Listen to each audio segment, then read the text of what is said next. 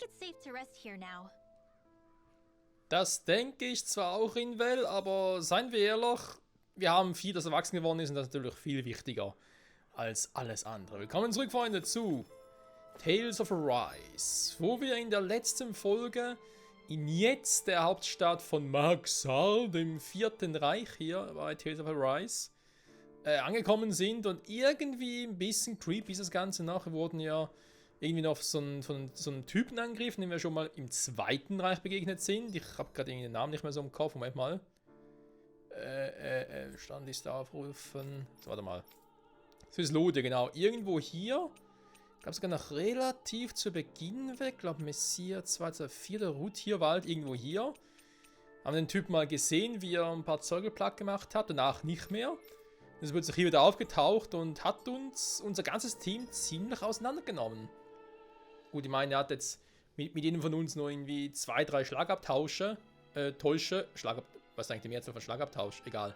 Außer mit Elfen natürlich und irgendwie scheint er irgendwie einen Narren an Elfen gefressen zu haben und die Frage ist halt, auch so wer aufgetreten ist und so, ein Renäer wird es wohl schon sein. Aber ja, die Frage ist halt, ist er auch ein Lord wie Dohalim als Beispiel? Oder sonst irgendein Typi? Weil so wie krass er aufgetreten ist und so, von den Effekten, von den Farben her und so, habe ich auch schon mal die Vermutung aufgestellt, es könnte theoretisch ein Lord vom, sag jetzt mal, vom nächsten, vom 5. Reich sein, wo es irgendwie den Meisterkern des Wassers gibt und er hätte vielleicht den Meisterkern des Windes von diesem Ort hier auch an sich genommen. Weil irgendwie hat die Farbe, also so wie er aufgetreten ist von der Geschwindigkeit her und so, tippt schon mal auf Wind, wir passen. Obwohl, mit dem zweiten Gebiet ja auch ein Syslodia, den Typi, der da mit Lichtelementen ein bisschen herum hantiert hat, der war ja auch sehr schnell. Aber Wind wird halt auch dazu passen. Und wieso ich denke, dass er halt irgendwie beide Kräfte hätte, könnte deswegen sein, weil es irgendwie so ein helles Blau war, was fast schon ein bisschen wie Eis aussah. Und ich meine, Wasser und Wind ergäbe ja Eis, von dem her.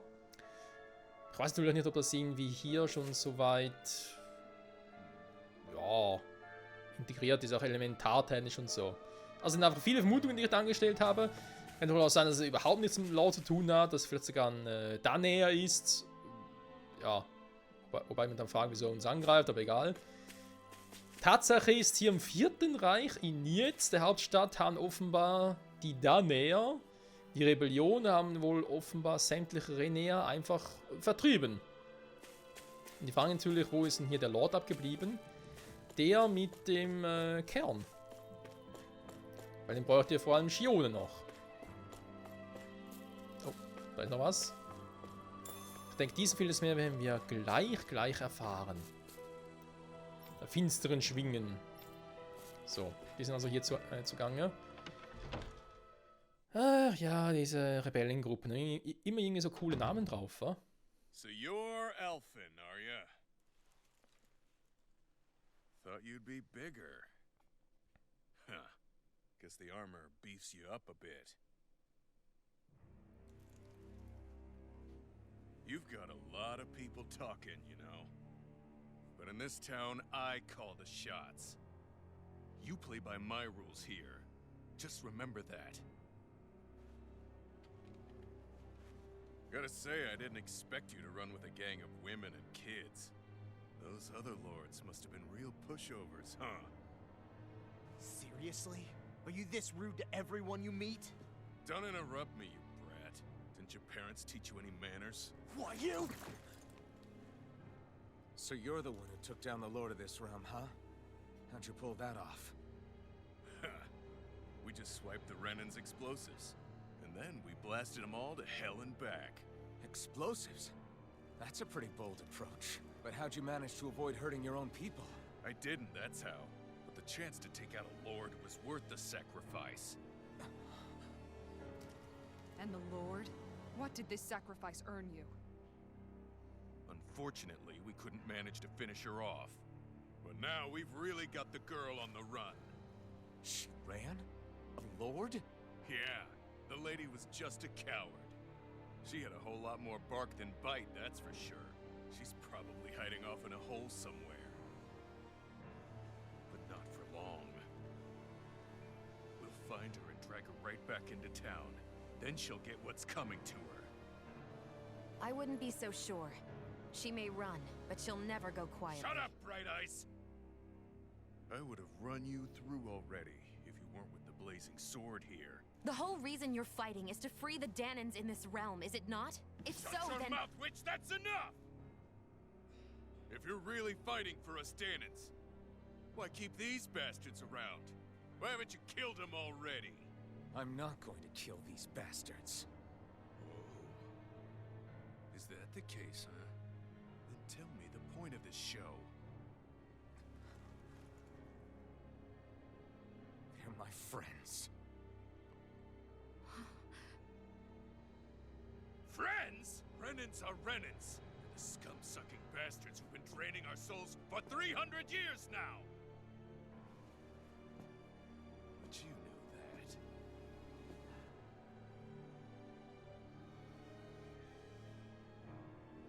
Maybe it's 'cause you and that little lady are friends and more.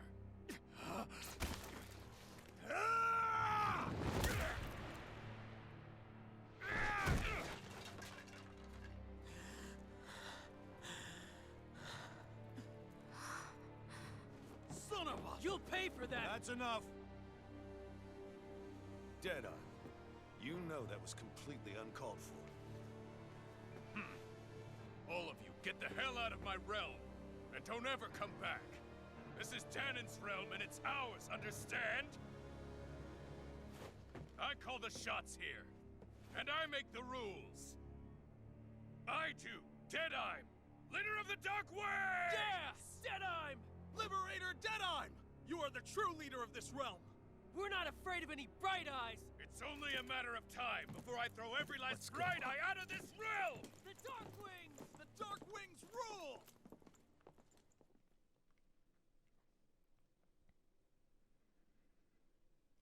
Starker Schlagelfen, Respekt. Hey, wait up! Told you so, didn't I? You should have left your Renan pals outside. You don't agree with him, do you? I could tell by the look on your face in there. That's how things are with him.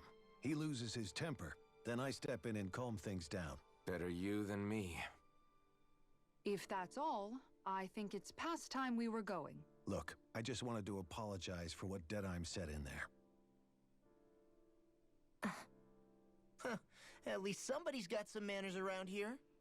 He didn't used to be like that. But, well, that's what losing most of your loved ones will do to a man. He may never forgive the Renans. It's a little ironic how indistinguishable his manner is to that of a lord. Hey, Bayfon? Deadeye mentioned the Lord is still on the run. Any ideas where she might be? We looked all over, but found no traces of her. We heard some rumblings about activity in Estaluva Forest, but that's it. Estaluva, huh? Wait, you're not going after her, are you? Certainly won't win you any favors with Deadeye.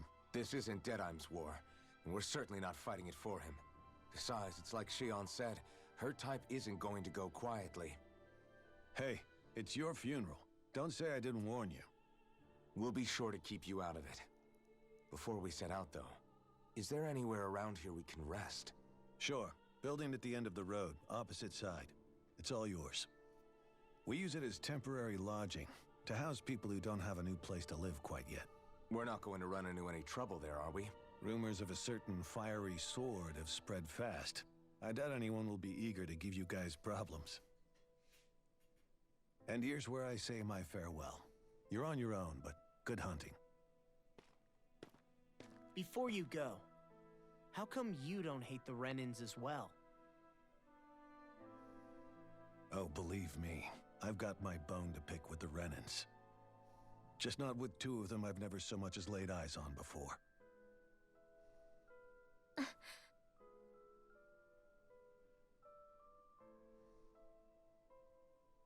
Let's head on over to that lodge. We'll figure out what our next move is there.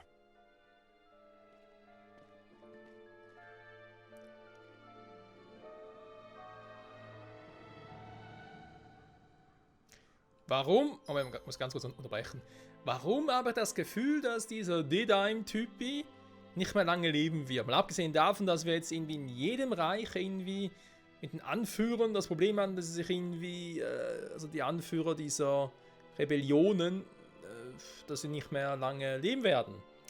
Ich meine, ja, Reich 1, Syslodia, muss nicht großartig, Reich 1, Syslodia, Quatsch, Galaklia natürlich, Entschuldigung, muss nicht großartig erwähnen mit C4. Reich 2 mit Syslodia, da war halt der Lord dort derjenige, der sich als Verräter entpuppt hat, beziehungsweise eigentlich der Lord, der sich irgendwie verkleidet hatte als Anführer und deswegen der Verräter wurde, irgendwie so. Und im letzten Reich war es ja der Bruder von der guten Kisara, der sich geopfert hat, um Dual ihm die Augen zu öffnen, beziehungsweise uns allen die Augen zu öffnen. Naja. Aber wie gesagt, man soll ja auch Leute nicht vorschnell beurteilen oder verurteilen, vor allem wenn er halt viele seiner Freunde und Geliebten durch Renea verloren hat. Ja, es ist halt, vor allem in der heutigen Zeit, auch jetzt im Real Life gesehen, ist natürlich dann zum Teil auch schwierig. Man sollte, finde ich, niemals eine ganze Gruppe von Personen, auch wenn sie einer bestimmten Gruppierung angehören, direkt irgendwie verurteilen, sondern halt jeden Menschen nach dem, was er selbst getan hat. Also ist nicht so, dass ich jetzt irgendwie für die Taten eines anderen verantwortlich bin, nur weil wir vielleicht aus dem gleichen Land stammen. So soll es schon nicht sein, aber ja, je nachdem, was man halt erlebt hat und so, ist es dann schwierig, die Emotionen da rauszuhalten. I get the feeling Deadeye signed up to be a rebel, so he could have a rooster rule. Heck, he's no better than a lord. In some ways, he's even worse. I know. How could he use explosives on his own people?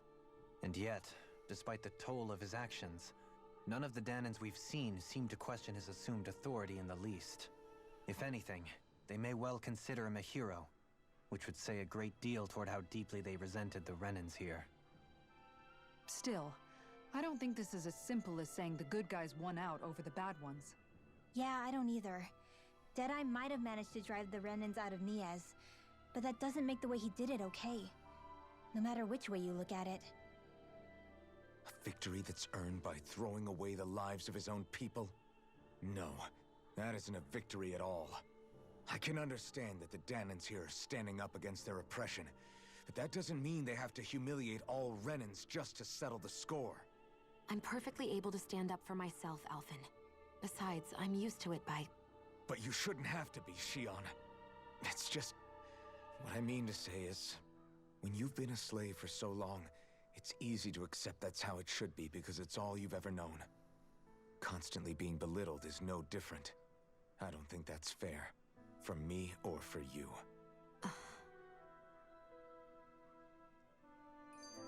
Redenschwingen kann Elfen, muss ich schon mal zugeben. Hat jetzt irgendwie zweimal einen Übersetzungsfehler hier drin. Einmal, Elfen meinte, Renea, sich gegen Renea auflehnen. Hä?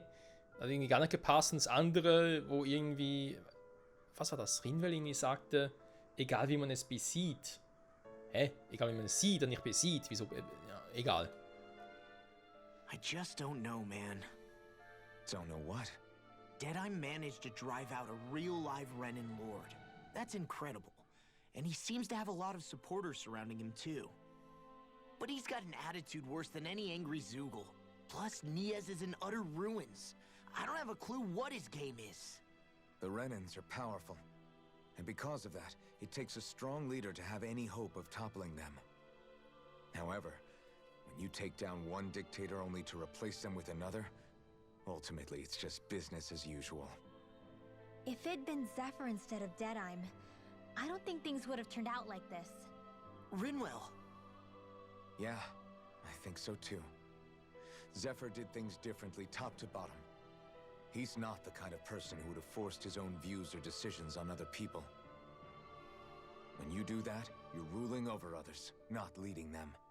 To be honest, I don't know what I would have wanted my dad to do if he was in that position. Law. The whole thing feels weird in a way.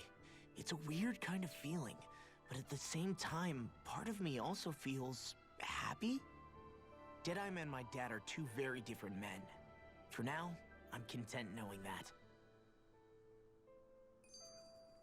stand ja eigentlich immer außer Frage, dass die beiden unterschiedlich sind. Sag mal, Musik in den Ohren eines Lords. Was ist eigentlich los mit den Gesprächen heute? Da mal eins nach dem anderen.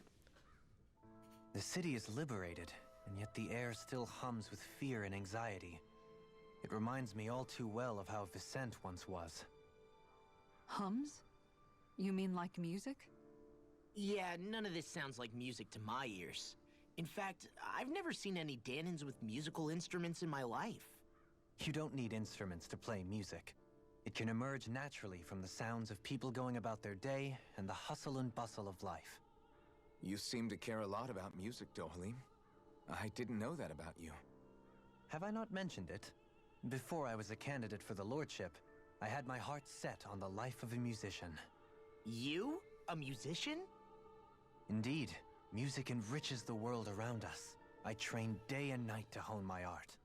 Words could not describe my bliss, as my notes carried with them the sights and sounds of nature, the ebb and flow of time, and the thoughts of people on the wind. Dohalim. Forgive me.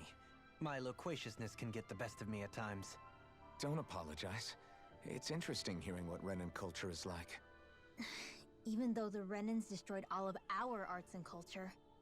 Personally, I was interested in the music of Dana as well.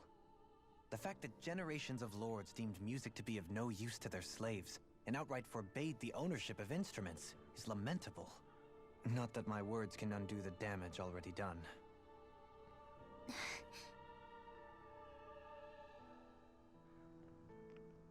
Ja, Dohalim hat schon eine Gabe, dass jede Situation direkt wieder irgendwie unangenehm gestalten kann. Das Flammenschiff von Kalakia, die dem Anführer der finsteren Schwinge? Blöde Frage. Natürlich Elfen. So, was mit dir los, Kumpel? What's wrong? Was los, Freund? Zeugel. Alright. What Zeugelteile bringen. Hey. Yeah! Halbmenschliche Muskeln bereichern. Ja gut, komm. Versuchen wir es mal. Alright! Stadterneuerung. Aha. Also sie kann mit dem oder einem anderen Typ hier bald noch mehr solche Sidequests machen. Gibt es ja ab und zu in Spielen, wo es irgendwie darum geht, eine Stadt wieder aufzubauen, dass man halt solche Quests machen kann. Also in dem Sinne fast schon ein bisschen Endlos-Quests. Nicht endlos, das ist übertrieben, aber halt wiederholende Quests, wo immer so bei einem gewissen Punkt des Spiels abgeschlossen hat, kann man sich halt wieder zurückkehren in diese Stadt zum Beispiel jetzt und wieder irgendwas abgeben, damit sie halt wieder etwas aufbauen können. Sowas in der Art halt. Und natürlich, das Einfache ist es, sobald wir in der Story voranschreien, dass sich halt zerstörte Städte und so nach und nach wieder aufbauen. Das ging ja auch. We can't Ja. chase after every. Doch, können wir schon. Oh nee, der schon wieder. I see.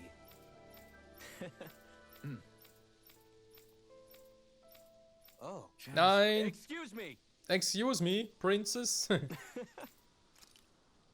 Good. Text 2, 3. Das Ganze ist wohl ein paar.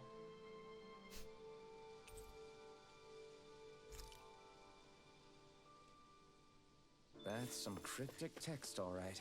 It could mean anything. Can't we just look around the area?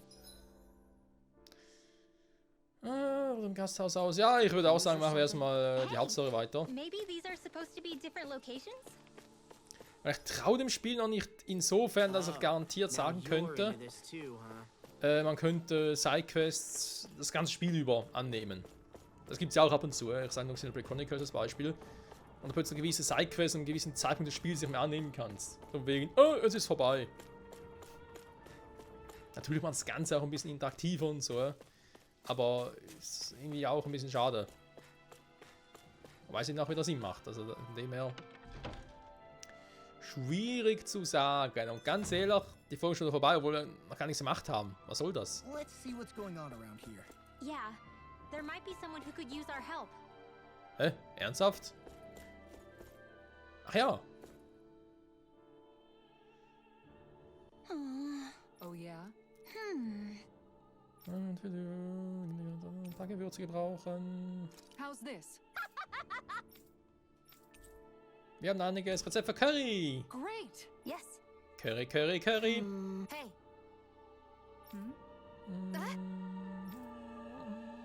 Good. really? Im Gegenzug muss mich Chefköch nennen, während wir üben. Yes. Ja, die beiden werden sicher beste Freundinnen. All right. Right. Really? What? Nein, Chefköchin. Küchenchefin. Huh? Oder Chefköchin, von mir aus. Quest begonnen, Kisaras Kochschule. Was?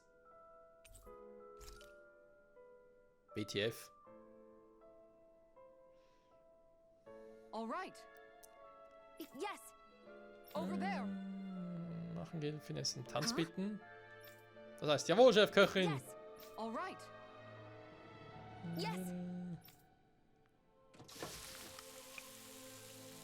Eine ganz schöne Sklaventreiberin, war unsere liebe Kisara. Huh. All right. Von euren Rüstung Haut. Wow! Das gab viel Kohle. Kohle, Kohle, By Kohle. the by, Shion, if you don't mind my asking, would you be willing to share what sort of clothes are currently in fashion on Rena sometime? Sure. As long as you call me Captain. Sir, yes, sir, Captain Shion. I was just joking. Kinda has a nice ring to it, though. Die können wir verkaufen. Jo, und dann, wie sieht's aus? Also eigentlich können wir von hier nicht viel verkaufen, bis gar nichts. Auf dem Fertigen, was bringt's überhaupt? Goldenes Langschwert. Das macht Damage. Auch ein Langschwert, das ist kein Problem. Harte sphärische Hülle, das könnte ein Problem sein. Verbesserter Sturmflügel, könnte ich schon machen. Ja, plus 19, natürlich war das Golden Langschwert einiges besser. Die Frage ist bloß, wo kriege ich auf das Schnellste eine harte sphärische Hülle her? Weil dann wäre es kein Problem. Und so, klar, der Bonus quasi, der ist jetzt nur plus 19, aber es lohnt sich halt doch. Aber wir müssen natürlich erstmal eine Sturmflügel bauen, wa? Wieder mal. Weil die einfach ab und zu wieder verkaufen. Langschwert, gut, das ist gar kein Problem, das zu machen, das kriegen wir jederzeit hin. Das ist der Malzahn, da fällt mir die Mähne, genau. Haben wir das Teil noch. Auch hier wieder die harte sphärische Hülle, okay, die haben dann doch aber fast die gleichen Items, die sie brauchen. Das könnte ich Shione noch machen. Ja, aber da ist der Boost zu wenig groß, finde ich persönlich jetzt. Zackenbarschflut, ja klar. Den herstellen, nachher den noch machen.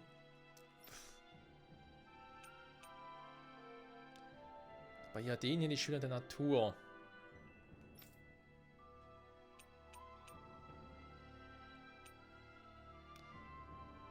Der geflügelte Handschuhe, plus 24 wäre schon mal geil, wobei ich hoffe eigentlich auf die hier ein bisschen, also ich muss mal gucken, wo ich die ganzen scheiß Items nachher kriege.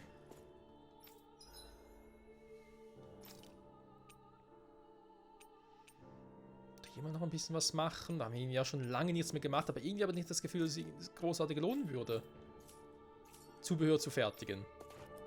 Versteht ihr, Freunde? Okay, dann, mal, der.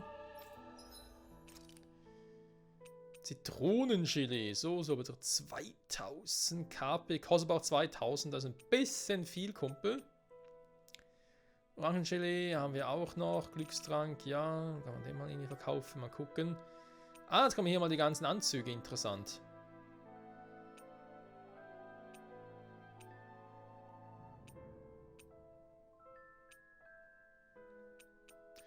Ich finde, der wird sich lohnen, allein von den Werten her, weil hier ist so plus 6, plus 10, denkst du so, Unserer Kammer hier plus über 30 sogar. Ja, das lohnt sich.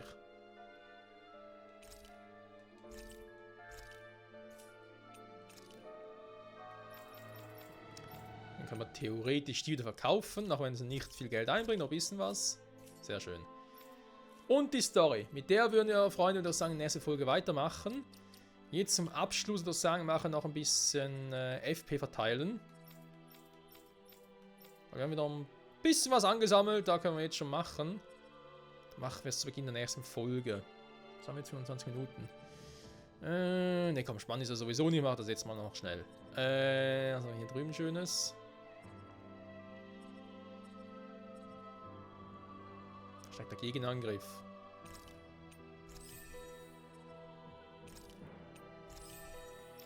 So, durch bei ihm.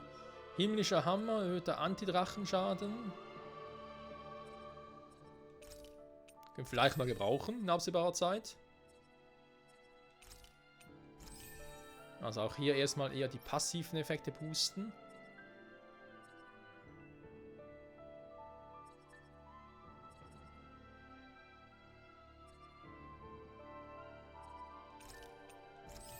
Der war teuer. Der war fucking teuer.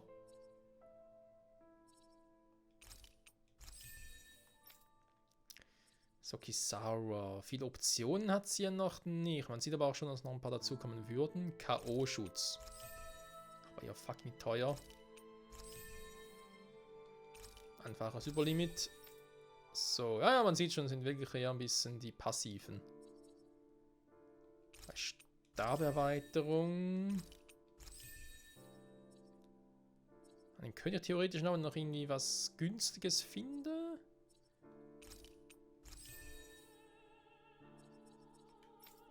So, Elfen. Du hast, glaube ich, gefühlt am meisten. Noch zur Auswahl. Überlimitverlängerung. Ja, aber ist nicht schlecht. Dann den noch.